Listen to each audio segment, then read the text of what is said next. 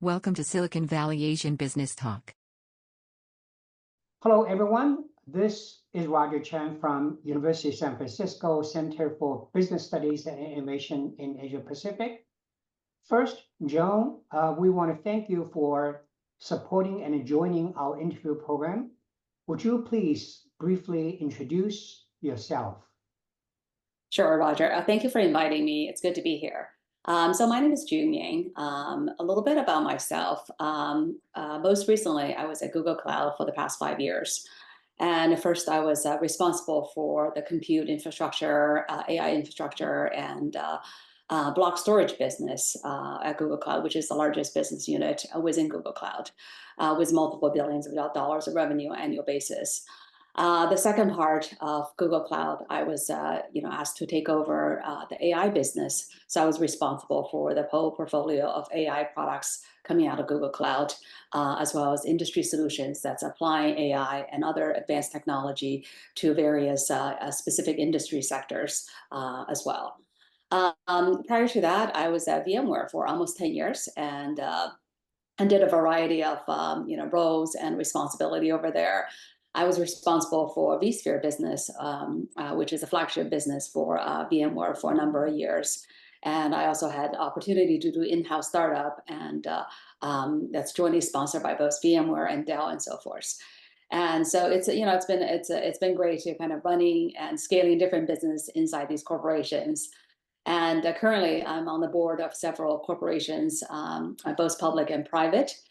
So I think certainly being able to innovate and scale businesses are really, some of the key discussions we have at the boardroom as well. How to gain organizational support to grow new business.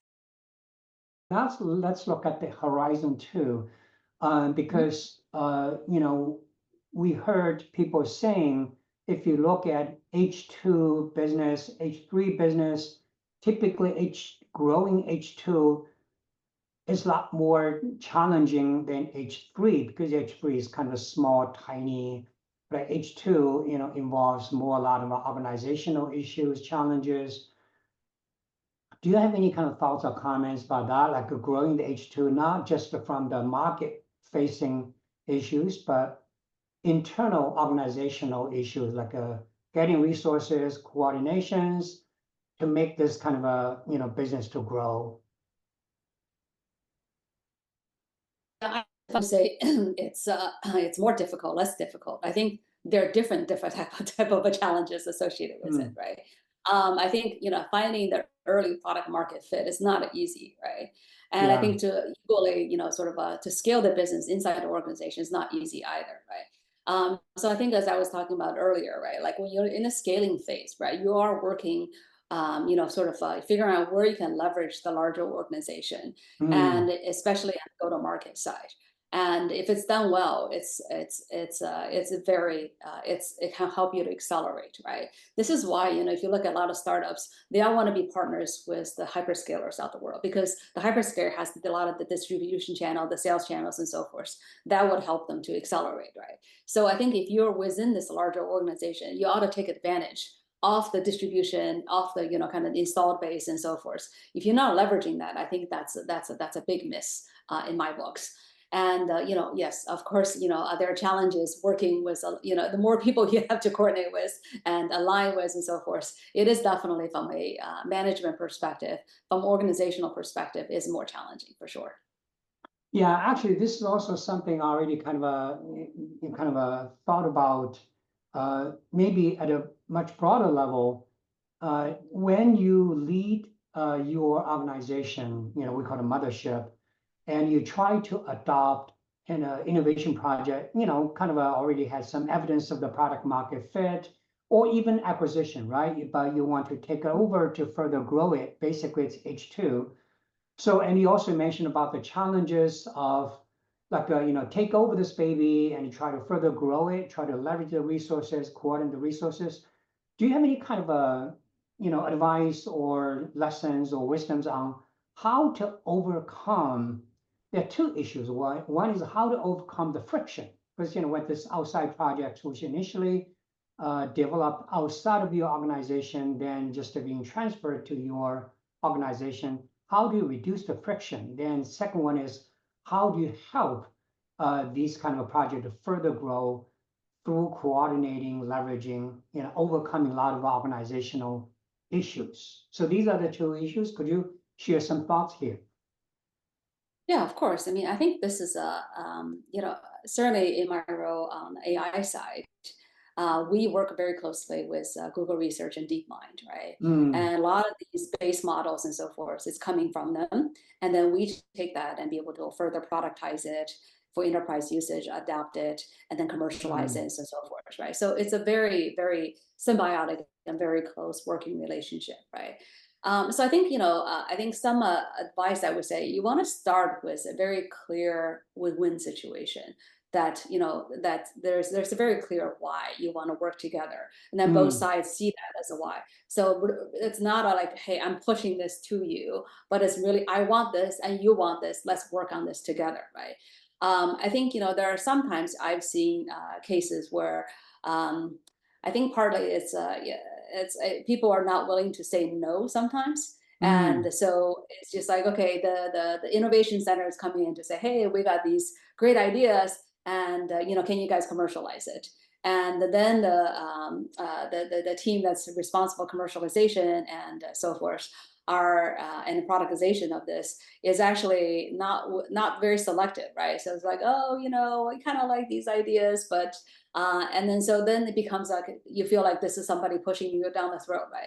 But I think it's very important to kind of prioritize this as well, to say, hey, look, you view this also as a Horizon 3 type of project, right? To say, hey, they've mm, got some idea to give you a head start on the Horizon 3, but you would have to go through the same type of analysis and the same type of work, right? To say, hey, is this merit to kind of graduating from a bet into something that we actually want to be able to grow as a business and commercialize and so forth, right? When there's a very clear fit, right, then it becomes a lot easier. It's not them versus us, but it's very much like we want to work on this together because they want to see their sort of ideas and technology going into fruition and actually going into products, and we want to grow our business, right? So I think that when you have that as sort of as a starting point, it becomes a lot easier to think about the subsequent steps, right? And I think this needs to happen really at the highest level, right? Really kind of mm.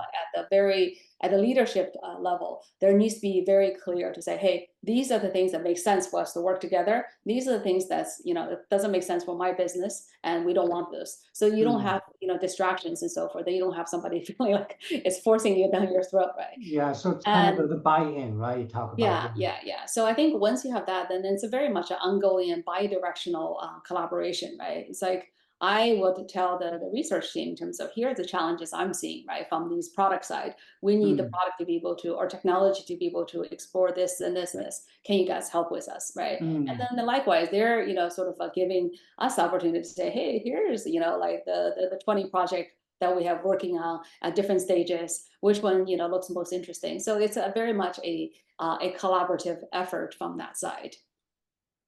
Okay, that's great. The other question, actually, basically continuing your early discussion about the coordinating, leveraging resources, support from, kind of different departments. What's your kind of kind of lessons or advice on, on that to kind of to navigate these many times the internal politics Mhm. and, kind of those kind of issues? Or Yeah, turf fightings, things like that. yeah. I think with all of these kind of collaborations and kind of working with when you don't necessarily have the direct authority and so forth, right? Mm, I think it's really about how do you actually expand your influence. And mm, so think about like how do you influence the other team to do what you would like to see. I think I would still start with is looking for kind of what's the win-win situation from both sides, because mm, that's something that's very tangible and something that that would help both sides, that there is an incentive to do this. And I think like behind the scenes people are always asking when I do this, when you're doing some kind of collaboration, what's in it for me, right? So you need to understand from the other person's perspective what's in it for them, right? And is it helping them to achieve their goals, right? Is it helping them to achieve their objectives? They may have a revenue target, right? They may have, kind of, their MBOs and so forth. If you can tie in with their priorities and where they see a win-win situation, that becomes a much more, much more natural collaboration. So I think that'll be one, right?